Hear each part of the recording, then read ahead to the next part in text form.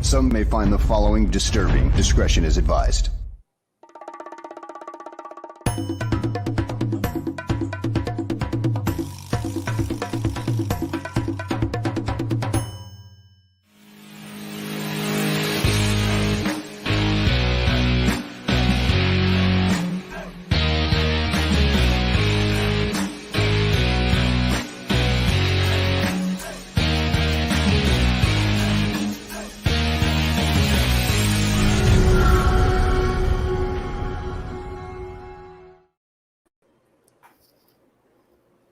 Good morning, everybody. Welcome to Gabriel Talks Football. I am your co-host filling in today for the great Aldo, who is recovering right now from surgery. He looks great. He sounds great. Aldo, best wishes to you, my brother. We are praying for a very speedy recovery. You can follow me at Ross Reed on Twitter. That man right there is Greg Gabriel. You can follow him at GGabeFootball on Twitter. Greg, how you doing today? I'm doing good. It's really good to meet you in person here. I guess we're in person. We're on the same screen. In a post-COVID world, this is in person, right? That's right. Absolutely. Well, listen, I'm excited to chat with you today. We've got the barflies already popping off in the comments right now. We've got a lot to get to today. We've had a lot happen within the last week with the Chicago Bears. I want to pick your brain about it. So let's jump right into it. I kind of wanted to start with today we got the unofficial depth chart ahead of the first preseason game this Saturday against the Tennessee Titans. The Bears are hosting the Titans at Soldier Field this Saturday at noon.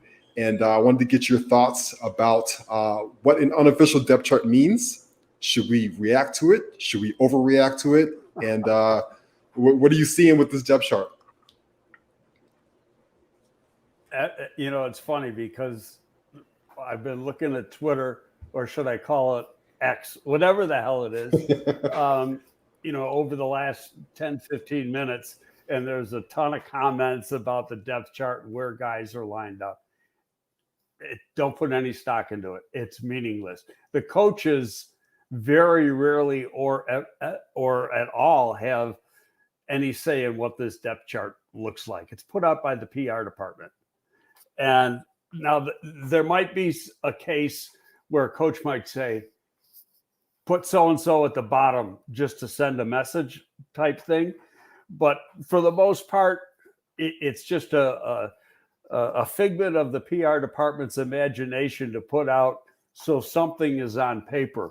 You'll get a better idea of what the depth chart is when you see the game on Saturday. And even then, it's meaningless because, preseason games are just, it's a practice. It's a live practice, and it's just about seeing certain players in certain situations. And we'll probably know later in the week, maybe tomorrow or the next day, if the starters are going to play at all. I expect them to play a series at least because you have the shortened preseason and there's so many new players. So I think they'll play a little, or at least a selected group of the starters will play, but we'll find out that later in the week. But as far as, all the conversation I've seen on Twitter in the last half hour, it just don't overreact. It doesn't mean anything. I completely agree with you, and I think the Bears probably inadvertently agree with you as well. We saw that depth chart change about 3 times this morning already. We saw, Roschon Johnson, the rookie running back, was RB5 to start the day, and he bumped all the way up to RB3 before practice even started today on that depth chart. What was interesting to me, though, is probably had a good meeting. Yes, yes. What was interesting to me, though, was to see a guy like Travis Gibson, who was basically the 5th defensive end on that depth chart. And, again, we are echoing that this is just semantics at this point, but do you think that his roster spot is potentially in trouble here? Yep. Yeah, I knew that months ago. They were very unhappy with the way he played last year. And, he had 7 sacks the year before. And people say, well, it's a different defense. Well, he's an edge player.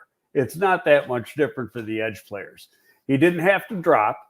but he had to rush the passer, and he didn't do a very good job rushing the passer. 7 sacks one year, and he drops down. I don't remember what the number was last year, but his overall play versus the run, his pass rush was bad. So he needs to step up. And part of it, like I said, you could have a coach want to send a message out with some of these names and have the guy listed real low on the depth chart, only to send the message. So he's going to, because he'll see it.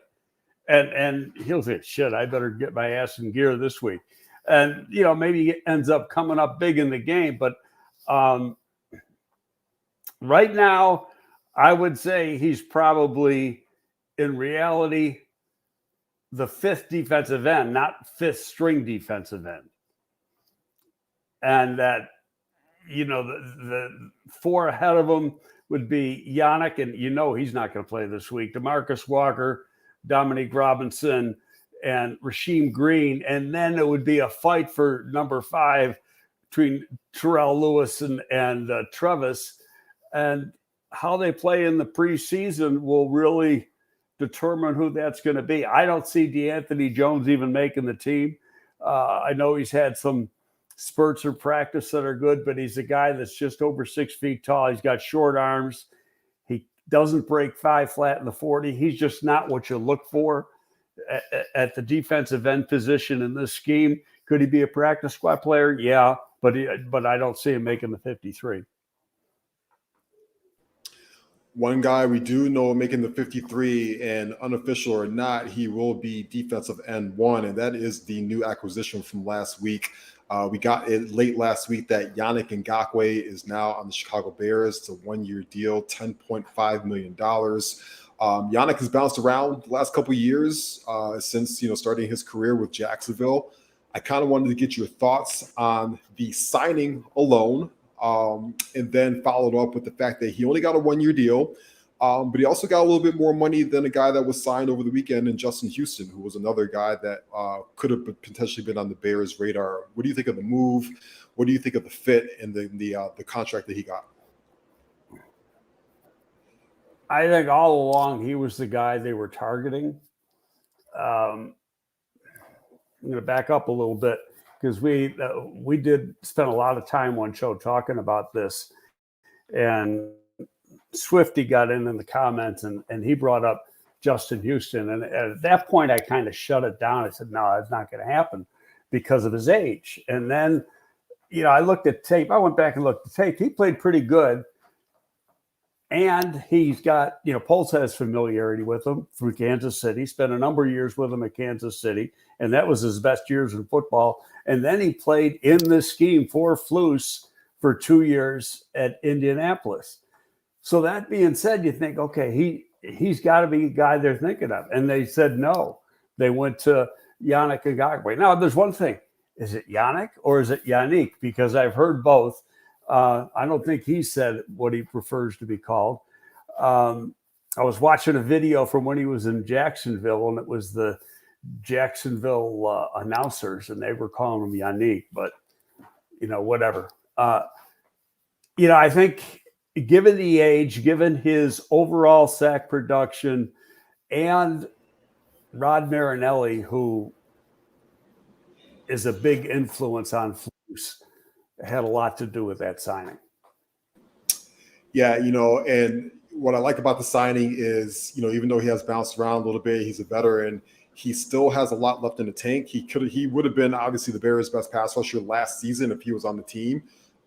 He's a relatively durable guy. I know there's some questions with him against the run, but what I like most about the signing is it is on a 1-year deal. I think he is eventually, hopefully, looking for a home somewhere where he can stick for a couple years. But Ryan Poles is basically bringing him in as a prove-it guy. We know that if you're looking towards next year, the free agent class, the defensive end, gets a little bit more fruitful. I also think that the Bears are probably going to dip a couple times into the draft at the defensive line position. So this could be a stopgap, or he could sign an extension going forward. Yeah, it's a possibility. When you give a guy $10.5 million, 10 of which is guaranteed, that's not really a prove it. Because he's proved it. That's a lot of money. I honestly thought going in, looking at some of the other deals that people got over the last few months, and one being Leonard Floyd. Leonard Floyd didn't get that money, and Smoot down in Jacksonville didn't get that money. It brought up Houston. Houston was made the last 2 seasons. Houston made $2.5 and $3 million. So I thought his number was going to be 3.5 to 4, based on production. Yet, which was kind of surprising to me, and it was surprising that Ngakoue got 10.5 from the Bears. I thought it might be more in the area of 8.5 to 9, based on production. But they have a spending floor. They have to hit that. They showed him some love. Whether they want to bring him back next year, I think that remains to be seen. I've said it over and over again in the last couple of weeks now. To doubt in my mind, one of those first-round picks is going to be used on an edge, and maybe 2 out of their first 3. Because if you look at how Ryan, his philosophy and how he's building the team, he takes the key positions in the draft, guys that and it helps with your cap throughout the year, and it helps you spread out the numbers on your cap. He's taken an offensive lineman high. He's taken a bunch of defensive backs real high. These are key people. And so the only place that he hasn't drafted is edge. And that's one of the key positions in the defense. So I can see him spending 1 and possibly 2 high picks on an edge next April. Yeah, I completely agree. Just looking at the comments here, thank you guys for the comments so much. One Large Football basically asked, do you think Yannick will be a 3-down defensive end in this scheme? We have heard questions about him against the run. I know they brought that up last week, and Flus did say that he would be a 3-down guy. But what do you think? Do you think that's all smoke and mirrors right now? And as the season starts, he kind of is a pin your ears back kind of pass rusher? Well, first of all, they're going to play a rotation. Mm-hmm. And whether it's a 7-man rotation or an 8-man rotation, that remains to be seen. And that could change from week to week depending on the opponent. But it'll be at least 7. And all of those guys are going to play and get, a large number of snaps. Now you look at his record of snaps, and he is, for his career, he's averaging, it's like 72% of the defensive snaps on a yearly basis. So he's playing against the run. And I look at it this way. People could say what they want.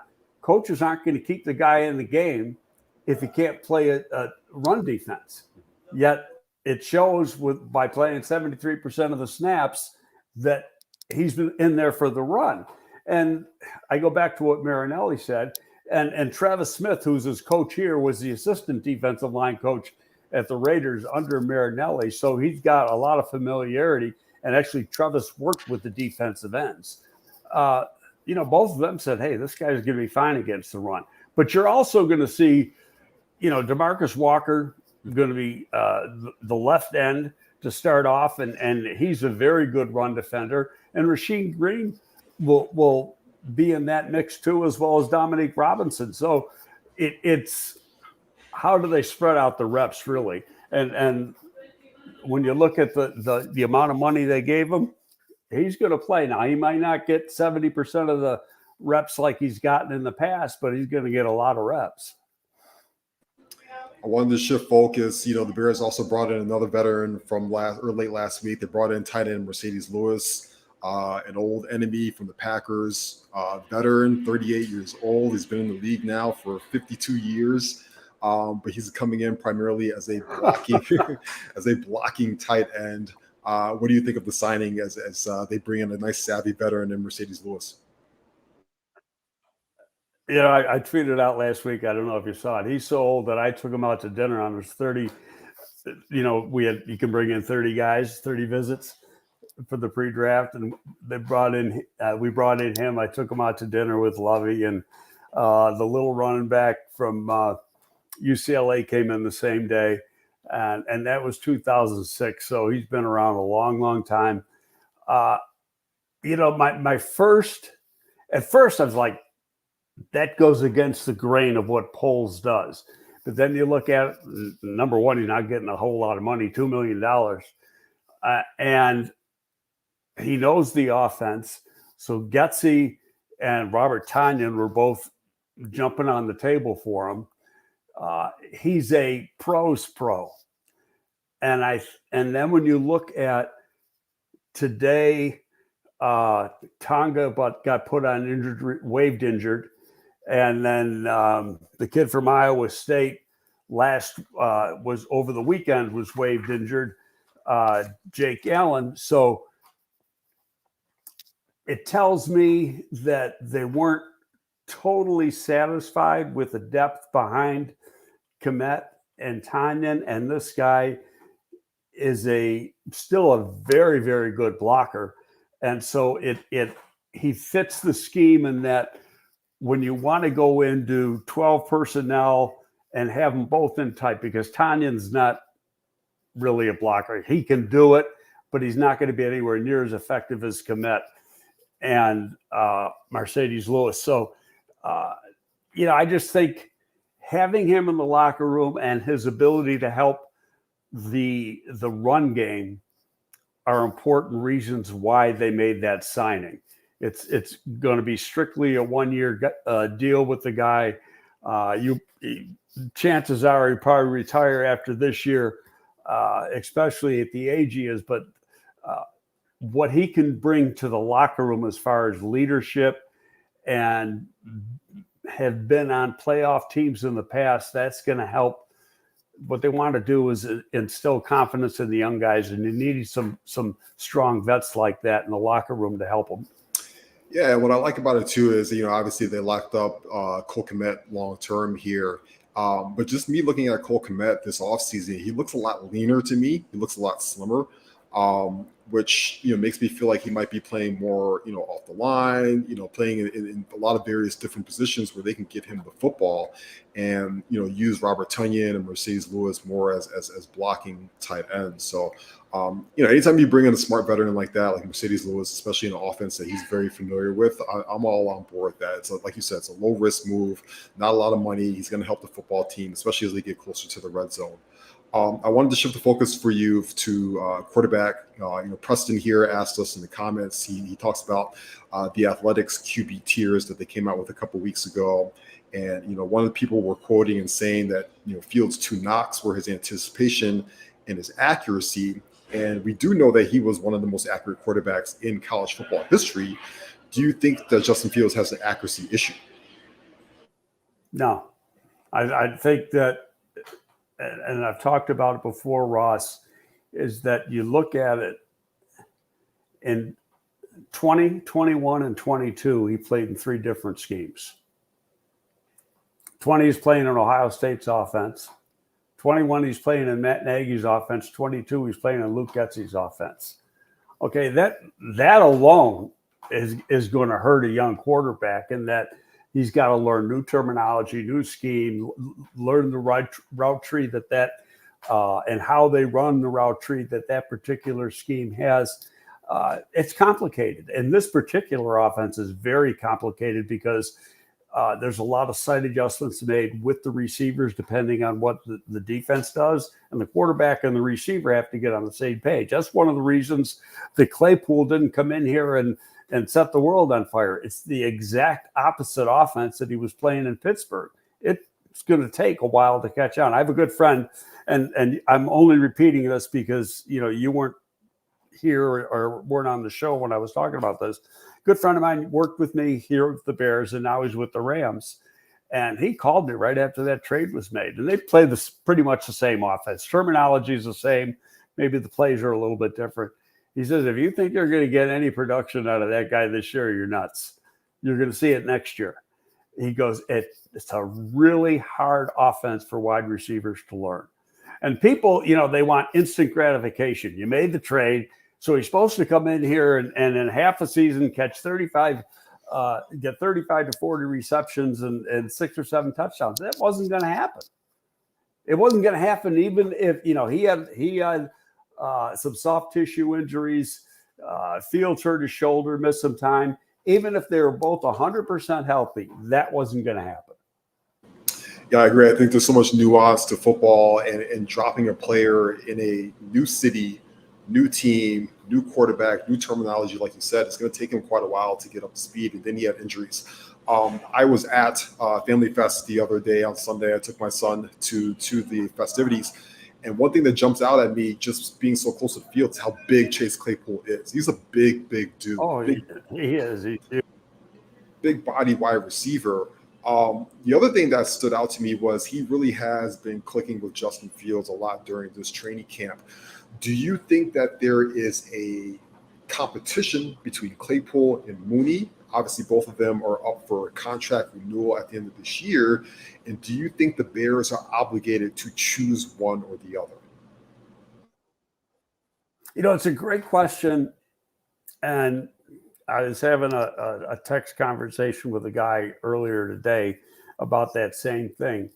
I think that if you put a gun to this is my thought, but part of it is from conversations I've had with people that are close to the situation. If you put a gun to Poles' head and say, choose one right now to do the extension with, it would be Claypool. And why do I say that? It's because he's the ideal X wide receiver in this offense. It's that's the whole reason they went out and traded for him. It's a big, long guy who can run, and he fits the description. That's what they were hoping they were getting that in EQ, but EQ just doesn't have the skill set that Claypool has. But they're the same body type, 6'5". Chase is bigger. Claypool's bigger. He's 230, 235, where EQ is about 215, but they're both big guys. But that's what you want playing that X position. And right now, the way it looks is DJ Moore's going to be playing Z, and Mooney's going to be the slot. Now they can, both of them can play either position, and you'll see some switching probably because of matchups. They'll see, if you've got opponent's got a real weak slot, they might put DJ in the slot a little bit just to make a stronger matchup situation. But I think that Mooney's the one replaceable. And part of that, too, is who they took in the draft. They took Tyler Scott in the draft, which is like a clone, a littler guy who can run like hell and get separation. So is it safe to say that when the Bears are in their 12 offense, their 12 personnel, do you think you'll see DJ Moore and Chase Claypool being the two primary receivers out there? Or does Darnell Mooney kind of switch in with Claypool a little bit? He kind of roll with the hot hand from game to game? That I don't know if I can answer that, because like I said, they preferably want a big guy playing the X. So when you've got 12 personnel, you have X and Z, and your X and Z, your number one X would be Claypool. I can't see Mooney. The X receiver's on the line of scrimmage, and Mooney's isn't the biggest guy, so I can't see him playing on the line of scrimmage. I could see, being off the line like the slot and the Z is. So can he do it? Yes. Will he do it? In a perfect world, they don't want to do that. Now, I'm not trying to downplay Mooney, because I really like him as a player. And I think when it's all said and done, they're both going to get money. If you look at the wide receiver market this year as compared to last year, the guy in Jacksonville Christian Kirk got a ton of money, and it screwed up the market, but it's sort of come back to earth, so to speak, with the money. If you look at the contracts wide receivers have gotten this year, his is way off kilter compared to the other guys. So I think, you might be able to get them done at a reasonable price this year in the offseason. I mean, they're both going to make 10 plus, but the team's got the money to do that. And so, and like I say, by drafting the right people at the key positions, you can afford to do that. And they still got to save money for Fields, because if Fields ends up being the guy, he's going to cost you $250 million in a year from now. Which kind of brings me to a question that we have here from Tim Wills. He asks, as important as the edge is, do the Bears, potentially decide to take one of those number ones that they have next year and go after a guy like Marvin Harrison, right? Marvin Harrison is one of the best wide receiver prospects we've seen coming out of football in quite a long time. Do you opt to keep a guy like Claypool or Mooney and then draft Marvin Harrison? Obviously, this really depends on what the Bears do this year, season-wise, where they start picking, and most importantly, where the Panthers finish off with their season and where they pick, right? Well, for lack of an argument, we're going to say Harrison's going to be a top 5. I'm going to say quarterbacks are going to go 1 and 2. And then after that, he's going to be in the mix, probably with some edge guys or an offensive lineman. Fashanu, the offensive tackle from Penn State, would have been a first rounder last year. He decided to stay in school. He promised his parents he'd graduate, and he will graduate this year. He's a Nigerian kid, and for that family, education is important. Because I know an agent had to talk to him, and he was thinking about coming out, and he said in the long run, getting this degree was more important, so he decided to stay in school 1 more year. But he's an excellent offensive tackle. So you look at who the top guys are, and Harrison's going to be in there. So now it's, okay, where is Carolina going to be picking? Because Carolina is going to be the higher pick than the Bears. There's no question about that.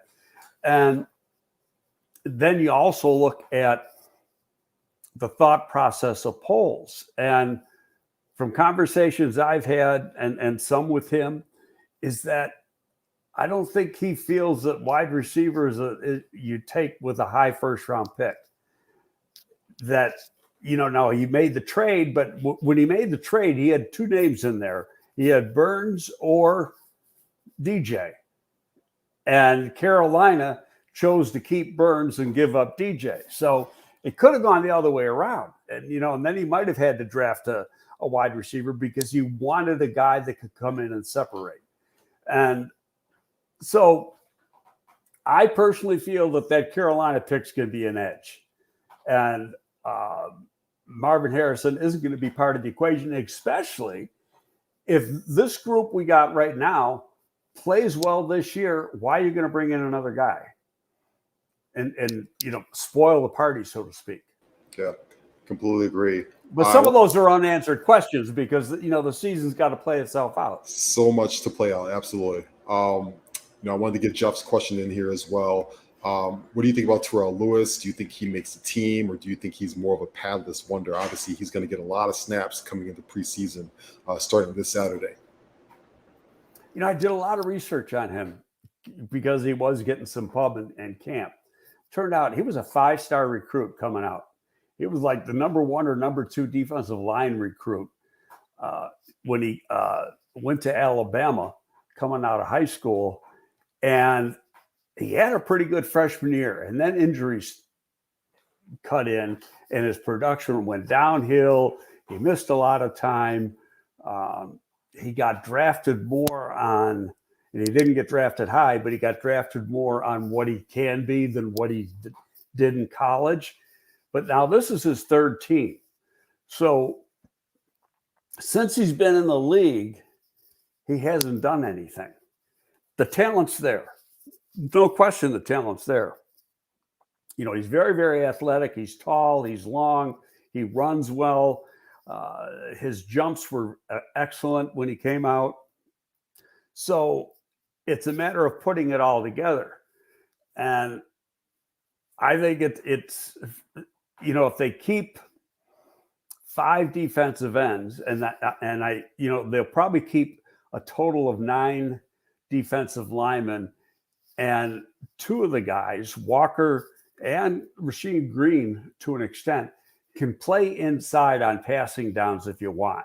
And Walker can play inside on base downs. So if you're going to keep 9, you're going to keep 5 defensive ends. Well, how good is Rasheed Green a guy? Is he a lock to make the roster? That's a question. But the guy's been a pretty good pro. He's not a guy that's going to get you 8 or 9 sacks, but he's going to get you 4 or 5. And he's a real good run player. He's got good size, about 275 pounds. Dominique Robinson is a guy they really think has a bright upside, just raw as hell, and needs to play. And this is his second year. He worked with what the hell was the guy's name, Ross? Who defensive end, the short defensive end who had 1 million sacks for the Colts, Robert Mathis. Yeah, he worked with Mathis for a while. Yes.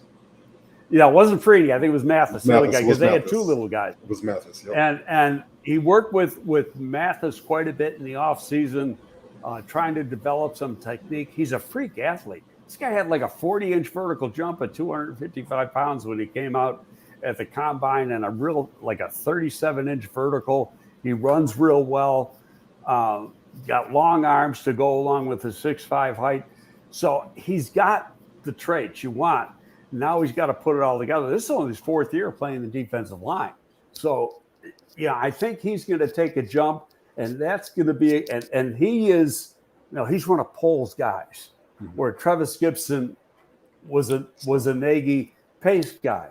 So could he be the odd man out? Yeah. And then as far as Lewis, he's got to really have a strong preseason, especially the next 2 weeks, to show that he's worthy of staying. And, when you look at this, and I know the scheme like the back of my hand, because it's the same scheme we had when I was working there with Lovey, and the defensive ends got to get upfield, and they have to put consistent pressure on the quarterback. And so if he shows he can do that, then he's got a good chance of sticking. Like it. The Bears are in shells today, so they're not in pads today. But we've got not participating today: Eddie Jackson, Kyler Gordon, Jaquan Brisker, Terrell Smith, DeMarcus Walker, Lucas Patrick, Tremaine Edmonds, Dylan Cole, Roshan Johnson, and Dante Pettis. Is this more of? Well, I know you should have said who did flat practice. Yeah, that's true. Is this more of Eberflus just being super conservative in year two after he saw how many injuries stacked up on the team last year, or is there any cause for concern right now with some of these guys, you think? Well, it's funny. Everybody, when somebody misses practice, people in the media and even fans, they go, crazy. Oh, this guy's missing time. He's going to be a flop or whatever. The training staff is the people who are in charge of it, as to if a guy practices or doesn't practice. And if they say he's not ready to go, he's not ready to go. And more often than not, this time of the year during training camp, they're going to err on the side of caution. I'd rather hold you out a day or two than put you in and get something that's relatively easy to clear up, have that flare up and become worse. And now instead of missing a day or two, you're going to miss a week. So they'd much rather say, hey, stay out today. We're going to have pads on tomorrow. You're going to work tomorrow. And we still have 33 days. Shout out Charles Tillman, number 33, until week one against Green Bay. So we still have a whole month here to go, right? Where, guys can kind of get past these little nagging injuries. No need to push them, completely right now and have them not be available for week one. You're always getting mental reps. Yeah. And, when you're in practice there, you're standing there watching, what's going on. Mm-hmm. So you're not getting the physical rep, but you are getting the mental rep. And that's important with young guys too.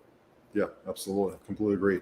What does things look like now going into this Saturday? What are you looking for specifically, if anything, right? It's a first preseason game.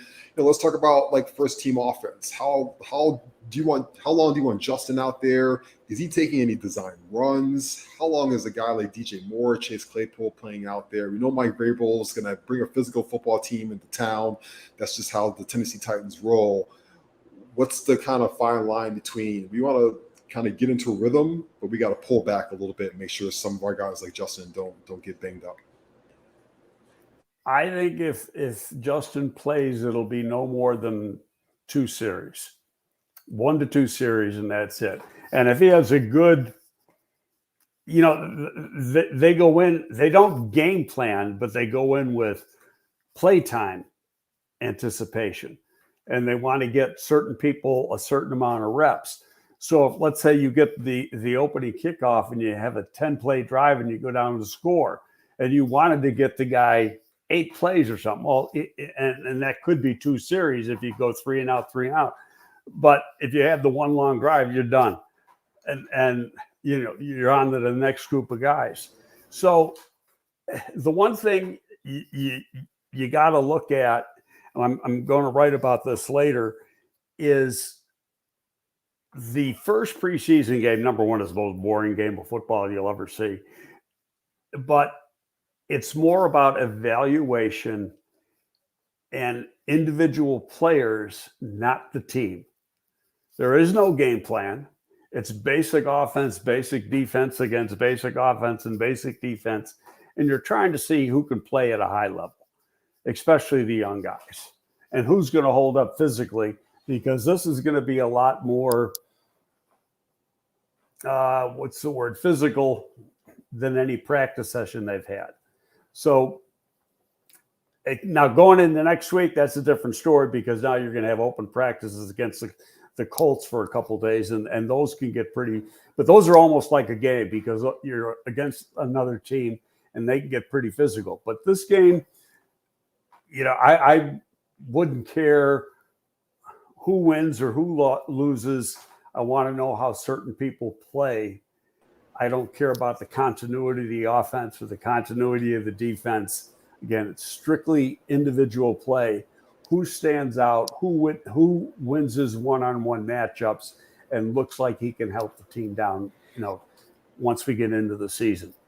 It's a big game. It's a big game for a lot of the young guys, right? Like Tyler Scott, it's a big game for him. It's a big game to me for Velus Jones Jr., who we don't know what he is as a wide receiver. He struggled, but we do know that he could play a big part in special teams. So he's going to have to be able to hold on to the football in special teams if he wants to make this roster, right? Yeah, I guess he's had a couple practices where, he's had some drops, and that's not unusual for a young receiver. Most cases, drops are when you know that a guy can catch the ball and he's got good hands and you can see him, adjust to tough passes, then it's either concentration or nerves. And with a rookie, it's a combination of both. And so it's just feeling confident with what you're doing and then having the concentration to make the play. Guy has a bad practice, that means really nothing to me. It's how he bounces back from the bad practice. And that's more important. It's the same thing as like in a game. A corner gets beat. Does he hang his head and then look terrible the rest of the game? Or is he able to shake it off and go forward and shut the guy out the rest of the game? It's the same thing with the practice situation. If you have a bad practice, forget about it and start the new day tomorrow. New rule this year leads me to J2K's question. He's asking about, do we keep 6 defensive ends or do we keep 5? And I say new rule because remember now the league is kind of mandating that you have that third quarterback active and he's a part of your 53-man roster. And how does that affect some of the other positions on the field versus who you keep or dress from week to week? Well, you got to look at what they've done in the past. And I think they keep 9 defensive linemen, and there's a couple of those guys that can play inside and outside. So that would be 4 tackles and 5 ends. And you've got guys like Walker and Green who can also play inside if they have to. So that kind of evens up your number. It's who's going to dress on Sunday. They're going to dress 7 or 8 on Sunday, which is more important than the overall makeup of the roster. Quarterback, they've been keeping 2. I think they got they gave PJ Walker some money, and I know a lot about PJ Walker because we wanted to get him on my XFL team, and we missed out. Houston got him before we could get an opportunity to draft him. I went down, he was at the Colts in 2019. I went down there for a couple of days for practice, and he looked, and that's when Andrew Luck was out. It's when he first started to miss practice right before he retired. And PJ looked pretty good. So is he a bona fide top backup in the league? I don't know. I don't know if I have the answer for that. But he gives you that element of athleticism that he can make plays with his feet. He can extend plays with his feet. He's got some speed. So he's not just somebody similar type of athlete, not anywhere near as fast. So that helps. It's, I think it's fair to say that you're going to see 9 defensive linemen and 6 wide receivers on this roster, probably 3 tight ends, 5 running backs, including 1 fullback. Yeah, and PJ throws a beautiful deep ball too. I think we can all remember that pass that he threw to DJ Moore last year in Atlanta. Remember DJ subsequently took off the helmet and cost them the penalty, which pushed them back, and they missed the field goal. But I like PJ Walker a lot. I like him a lot as a backup. I always like when your backup QB can kind of mimic the same skill set as your starting QB, right? You don't have to change the offense too much in that regard. Speaking of quarterback, we're going back to Justin Fields. Tim Willis asks, so many fans are expecting a Jalen Hurts / Josh Allen jump for Justin in year 3. Are the Bears as established as where the Eagles and Bills were? And can we still expect that kind of jump from Justin in year 3? I don't know if he's going to have quite as big a jump. I expect a big jump, but those guys, it was the 3rd year in the same scheme. And this is his 2nd year in the scheme. But it's his 3rd year in the league. He's learned how to read defenses. He knows what he's going to see. He has a better familiarity with the receivers and the scheme itself. So, yeah, I think so. I'm from Buffalo, so I follow the Bills very, very closely. And Josh Allen in his 3rd year was a totally different quarterback. And he, his first 2 years, he was like 55 and 57 or 58% pass completion. The 2nd year, he was around 58. His 3rd year, for most of the season, right until the end when they got some bad weather games and his completion percentage dropped off because of that, his completion percentage was around 70, 71 most of the year, finished out at 69. That was like a 10.5, 11-point jump from one year to the next. That's almost unheard of. I don't know if you're going to see Justin take that kind of jump. He was, 61% last year. But if he gets to 65 and cuts down, and his percentage of TDs to interceptions, that ratio is real favorable, then they're going to have a hell of a season. And he's going to be considered to be a rising good quarterback within the league. Absolutely. And I think one big variable, obviously, Josh Allen had his Stephon Diggs come in. Jalen Hurts had his A.J. Brown come in. DJ Moore is a huge piece of that. DJ Moore has been torching people all through training camp. He looked great on Sunday when I saw him. It can't be understated how much of a presence he brings to Justin and the entire offense. Claypool, Mooney, Kmet, Tunyon, Khalil Herbert, right? DJ Moore really could come out of this year having a top 10 wide receiver, type of season if he stays healthy. Well, he pretty much done that. I did a comparison because when they got him, I compared him to the Bills getting Stephon Diggs. And when you look at their numbers, they both came to their new team in their 6th year in the league.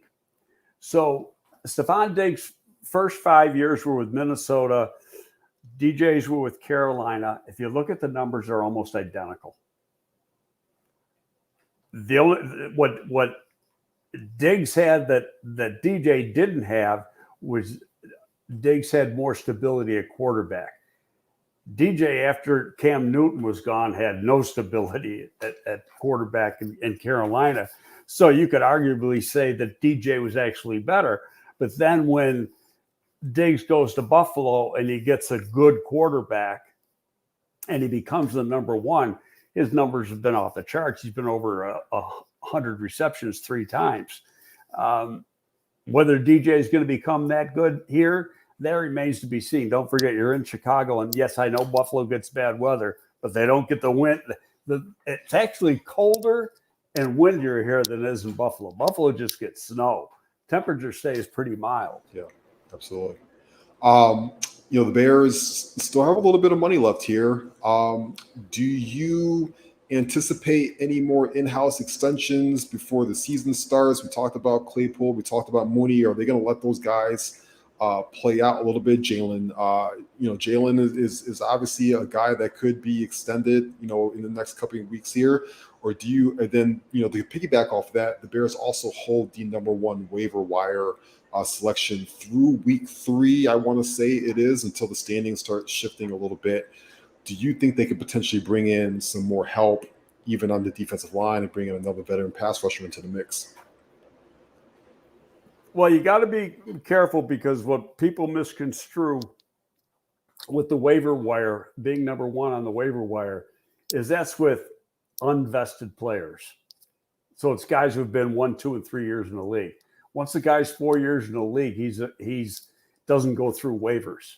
He's free agent the minute he gets cut, and he can sign with everyone. So that takes away a little bit from having the number 1 choice. But I would think, looking at this team right now, how they play the next 2 weeks on the offensive line with the backups, not the starters, how the backups play, that could be a determining factor on if they put a claim in for a offensive lineman or not. And I think, because that could possibly be a question mark. And I just haven't seen enough to know the answer. But these guys will get a majority of the reps in the preseason. I think, if you go back to last year, Braxton Jones played a minimum of a half in each of the preseason games. So if some of these young guys get that kind of play time this year, then you'll be able to see if they feel the depth is strong enough, assuming one of the starters goes down for a game or 2. Yeah, it's good to see Nate Davis at least back on the field in some capacity today. So that's a big thing for them. He hasn't been out there the last couple of weeks. Obviously, we'll be able to see Darnell Wright take his first real NFL action on Saturday. What are you looking from him, other than just kind of getting his feet wet a little bit and kind of getting acclimated to the league? I wouldn't be a bit surprised if he plays a half in 3 games, just like Braxton did last year, just so he gets the reps going into the opening game. And he's 22 years old. His body can take it. It's not like he's an old vet. So I expect him to play a lot. I expect them to really find out what Leatherwood can or can't do, and then make a decision one way or the other. And there's a rookie free agent that I want to see, because the reason he didn't get drafted was he had some injury issues at Pitt, is Huey, who can play guard or tackle. And he's a big guy. He's 6'6". He's got length to him. He's pretty athletic, but he had injury issues. So number 1, can he stay on the field? But number 2, how's he look during the preseason? And that's going to be interesting. And actually, Carter too, J. Tyree Carter, who they drafted last year. I want to see him take a step, because he's very, very strong and very, very athletic. Yeah, he's been getting a lot of reps in training camp with the ones, so they clearly like him a lot, and they think that he can fill in whenever they need to. Did you know he was a point guard in high school? I did not. That's awesome. Not only was he a point guard, he got D1 offers to play guard in college. That'd be scary seeing that guy come down the paint. I know. This is a guy who was 250 in high school. Oh man, yeah, I love that. It's like a point forward, right? I want to get Jeff's question in here. What do you think about the number 6, CB spot? Do you think that's Stroman? Do you think it's Jalen Jones? Stroman has had a good camp by all accounts, but Jalen Jones has played well too. Obviously, I think we're going to see it play out during preseason, right? This is what preseason's for, is for these kind of spots. Well, Terrell Smith and Stevenson, they got a job. Jalen Johnson's got a job. Yeah. It's who's after that? Stroman has experience in the league. He's had a good camp so far. But then you got two guys from last year. Jones, number one, Jalen Jones, I thought played pretty darn good. And then Blackwell, when he got an opportunity to play good. And these guys are exceptional athletes with a lot of speed. I think we got to see how they play. And, who's going to be the odd man out is really going to be interesting. Absolutely. Even Vildor, right? Vildor might be a bubble guy right now, right? I thought Vildor took a big step last year, and then he got hurt at the end of the year. So, is he in the outhouse looking in, or is he, when you look at the depth chart, he's way at the bottom. And again, that doesn't mean anything. It's let's see when he gets in the game, or if he gets in the game on Sunday. If you don't see some of these guys play this week, that their job is supposedly on the line, that's the writing on the wall. Yep, absolutely. Any last thoughts here before we get out of here about this week, heading into our first? We finally get some action on Saturday. I think we've all been waiting for so long. It's exciting to see them take the field and finally face another football team for the first time in about 9 months, right? Any last thoughts here? I'm anxious to see how some of these young guys play, and not just the rookies, even the guys in their second year, because for the most part, you take a big jump going into year two. So I'm anxious to see, like, Dominique Robinson. Yep. Does he look like a different player, more explosive than he was a year ago? He got off to a real good start last year, and then kind of hit a wall early in that. Now, I said on the show last week, I was watching a video that the Bears had nothing to do with. And, he's from, is it Warren, Ohio, or near Canton? Canton. He's from Canton, Ohio. And he went back to get some award or be named to the Hall of Fame to McKinley High School in Canton. And so it was a neat little, 30-minute documentary. And he's just number one, he's a good person, but he's got some unique traits that you just, if he takes off with his natural skill set, he could be a hell of a player. And I'm just anxious to see if he can do that. And he said by his own admission that he thought, after the first 2 games, he went downhill, but then he came back and he said the last 3 games of last year were the best. Even though he didn't get a sack, they were the best all-around games that he played as far as defending the run and carrying out his assignments the right way. I love it. What are you writing about this week, Greg? What can we look forward to? Well, I'm going to write about the first preseason game. As soon as we get done with this, I'm going to start writing that. What I'm going to do at the end of the week, I don't know yet. I might wait till after the game and then, see how they play and see if there's anything interesting that comes out of that game that I want to write about. I love it. We'll look forward to seeing it on WindyCityGridiron.com. Greg, this was fun. I appreciate it. We're going to have to do this again. Yes, it was. Hey, it was fun spending an hour with you. Absolutely. Don't forget, follow Greg at GGabriel, Twitter.com. You follow me at Ross Reed. I'll be back, Mac and Reed Show, tomorrow night. We'll talk a lot more of the same stuff. Thank you to all the barflies in the comments. Aldo, we love you again.